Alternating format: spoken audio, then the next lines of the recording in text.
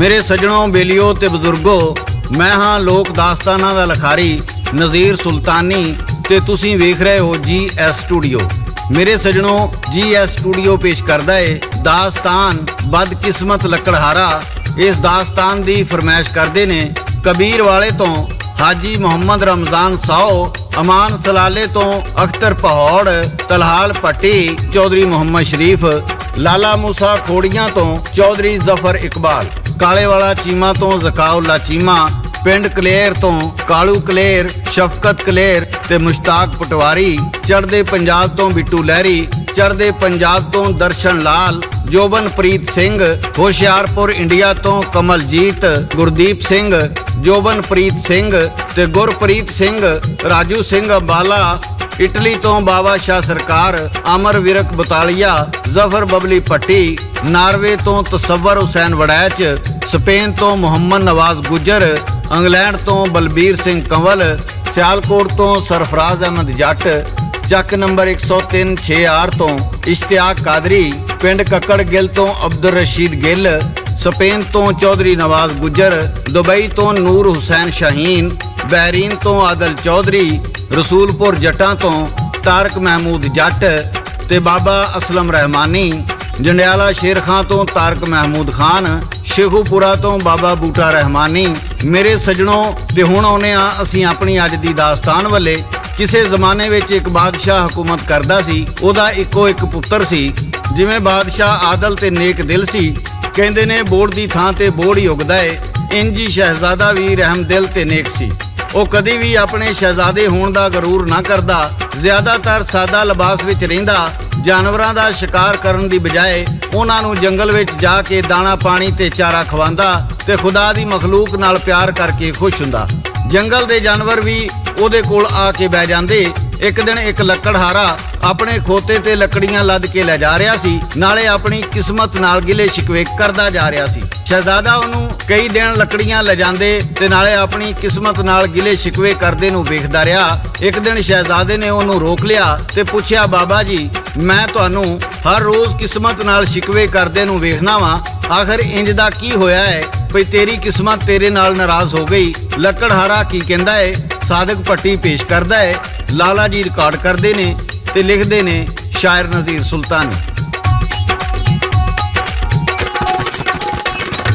ਕੀ ਦੱਸਾਂ ਸ਼ਹਿਜ਼ਾਦੇ ਤੈਨੂੰ ਮੈਂ ਸਾਂ ਬਹੁਤ ਅਮੀਰ,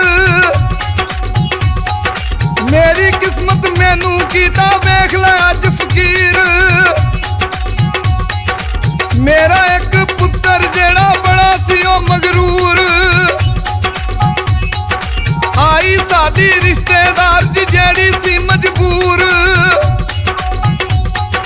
ਆਕੇ ਆਖਣ ਲੱਗੀ ਵੀ ਰਾਤੀ ਦੀ ਸ਼ਾਦੀ ਕਰਨੀ,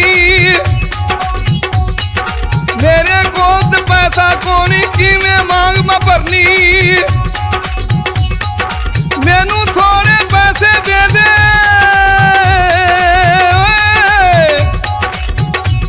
ਓ ਮੈਨੂੰ ਥੋੜੇ ਪੈਸੇ ਦੇ ਦੇ ਸ਼ਾਦੀ ਕਰ ਦਿਆਂ,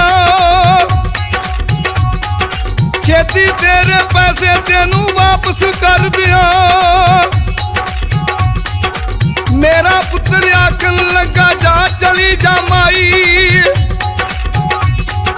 ਸਾਡੇ ਕੋਲ ਕੀ ਪੈਸੇ ਲੈ ਕੇ ਮੰਗਣ ਭੱਜੀ ਆਈ, ਤੇਰੀ ਧੀ ਦੀ ਸ਼ਾਦੀ ਤੇ ਸਾਨੂੰ ਕਾਹਦਾ ਭਾਰ, ਧੱਕੇ ਮਾਰ ਕੇ ਮਾਈ ਕੱਢੀ ਉਹਨੇ ਘਰ ਤੋਂ ਬਾਹਰ ਹੋਏ। ਮੇਰੇ ਸੱਜਣੋਂ, ਜਦੋਂ ਮਾਈ ਨੂੰ ਉਹਨੇ ਧੱਕੇ ਮਾਰ ਕੇ ਘਰੋਂ ਬਾਹਰ ਕੱਢ ਦਿੱਤਾ ਤੇ ਉਧਰੋਂ ਬੱਦਲ ਚੜ ਆਇਆ, ਤੂਫਾਨੀ ਬਾਰਿਸ਼ ਹੋਣ ਲੱਗ ਪਈ। ਬਾਬਾ ਆਖਣ ਲੱਗਾ ਕਿ ਉਹਨੂੰ ਬਾਹਰ ਕੱਢ ਕੇ ਮੇਰੇ ਪੁੱਤਰ ਨੇ ਅੰਦਰੋਂ ਕੁੰਡੀ ਮਾਰ ਲਈ। ਮਾਈ ਤੂਫਾਨ ਵਿੱਚ ਧੱਕੇ ਖਾਂਦੀ ਪਤਾ ਨਹੀਂ ਕਿੱਧਰ ਚਲੀ ਗਈ।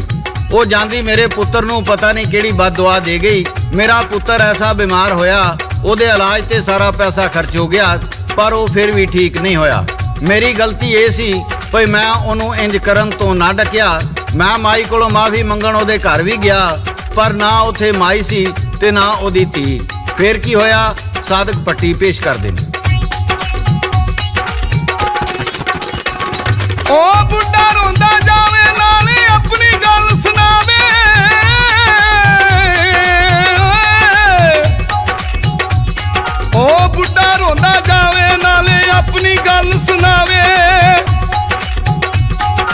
ਨਾਲੇ ਆਪਣੇ ਕਿਤੇ ਉੱਤੇ ਉਹ ਬੜਾ ਪਛਤਾਵੇ।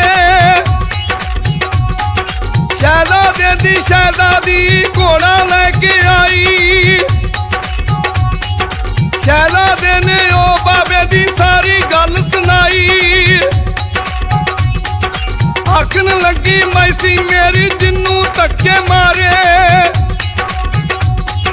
ਫਿਰ ਉਹ ਸਭ ਕੁਝ ਦੱਸਣ ਲੱਗੀ ਮਾਂ ਆਪਣੀ ਦੇ ਬਾਰੇ।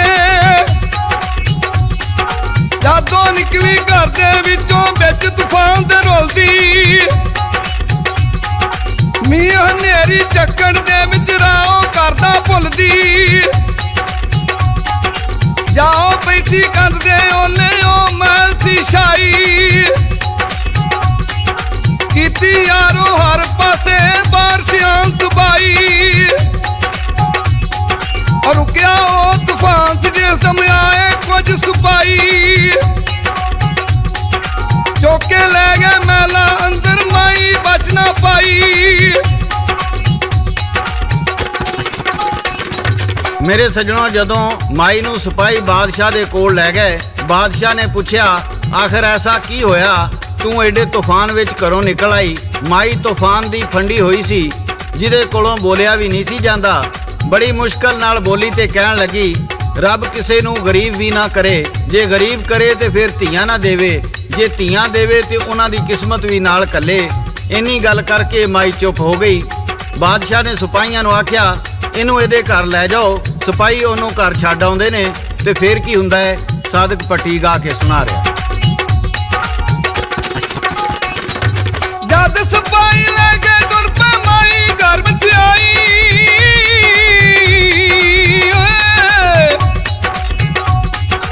ਜਦ ਸਿਪਾਹੀ ਲੈ ਕੇ ਤੁਰ ਪਏ ਮਾਈ ਘਰ 'ਚ ਆਈ। ਆਖਰੀ ਸਾਹ ਲਿਆ ਉਸਨੇ ਮਾਈ ਹੋ ਗਈ ਰਾਈ। ਮਾਂ ਮੇਰੀ ਜਦ ਮਰ ਗਈ ਲੋਕੀ ਕਰਨ ਮਹਿਸੂਸ ਲਿਆਏ।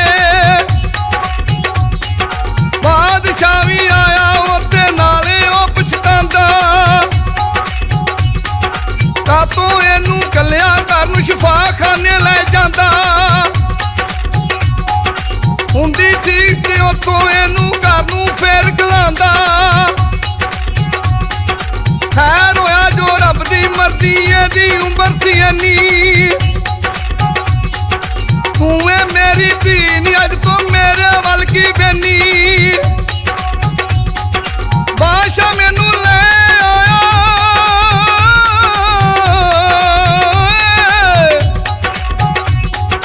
ਬਾਦਸ਼ਾਹ ਮੈਨੂੰ ਘਰ ਲੈ ਆਇਆ। ਸ਼ਾਦੀ ਮੇਰੀ ਕੀਤੀ ਤਾਈਓ ਹੀ ਮੇਰੀ ਹੁਣ ਤਾਂ ਜ਼ਿੰਦਗੀ ਨਾਲ ਸ਼ਹਿਜ਼ਾਦੇ ਬੀਤੀ। ਡਿੱਗਾ ਬੁੱਢਾ ਉਹਦੇ ਪੈਰੀ ਮਾਫੀਏ ਤੂੰ ਕਰ ਦੇ। ਮੇਰੀ ਝੋਲੀ ਖਾਲੀ ਨੂੰ ਤੂੰ ਮਾਫੀ ਦੇ ਨਾਲ ਭਰ ਦੇ। ਕਹਿੰਦੀ ਬਾਬਾ ਮਾਫ ਕੀਤਾ ਮੈਂ ਦੁਆ ਤੇਰੇ ਲਈ ਕਰਦੀ। ਪਰ ਜਾਵੇ ਜੇ ਮੇਰੇ ਆਕੇ ਝੋਲੀ ਤੇਰੀ ਭਰਦੀ। ਬਾਬਾ ਸਈਦੇ ਪੈ ਗਿਆ ਉਹਦੇ ਰੱਬਾ ਮਾਫ ਤੂੰ ਕਰ ਦੇ। ਮੇਰੀ ਝੋਲੀ ਰਹਿਮਤ ਦੇ ਨਾਲ ਰੱਬਾ ਤੂੰ ਅੱਜ ਭਰ ਦੇ। ਮੇਰੀ ਝੋਲੀ ਰਹਿਮਤ ਦੇ ਨਾਲ ਰੱਬਾ ਅੱਜ ਤੂੰ ਭਰ ਦੇ। ਮੇਰੇ ਸੱਜਣੋ, ਸ਼ਹਿਜ਼ਾਦੀ ਕਹਿਣ ਲੱਗੀ ਬਾਬਾ ਜੀ ਕਰਮਾਂ ਦਾ ਹੇਰ ਫੇਰ ਏ। ਤੂੰ ਉਦੋਂ ਅਮੀਰ ਸੈਂ ਤੇ ਤੇਰੇ ਪੁੱਤਰ ਨੇ ਮੇਰੀ ਮਾਂ ਨੂੰ ਧੱਕੇ ਮਾਰ ਕੇ ਕੱਢਿਆ। ਜਿਹੜੀ ਧੀ ਦੇ ਵਿਆਹ ਵਾਸਤੇ ਉਹ ਫਿਕਰ ਵਿੱਚ ਘਰੋਂ ਸਵਾਲੀ ਬਣ ਕੇ ਗਈ ਸੀ ਤੇ ਧੱਕੇ ਖਾ ਕੇ ਆਈ। ਅੱਜ ਉਹੀ ਧੀ ਸ਼ਹਿਜ਼ਾਦੀ ਬਣ ਕੇ ਰਾਜ ਕਰਦੀ ਪਈ ਏ। ਤੇਰੇ ਪੁੱਤਰ ਨੇ ਜਿਹੜੀ ਦੌਲਤ ਤੇ ਮਾਣ ਕੀਤਾ ਉਹੀ ਦੌਲਤ ਉਹਨੂੰ ਬਚਾਉਣ ਲਈ ਕੁਝ ਨਹੀਂ ਕਰ ਰਹੀ।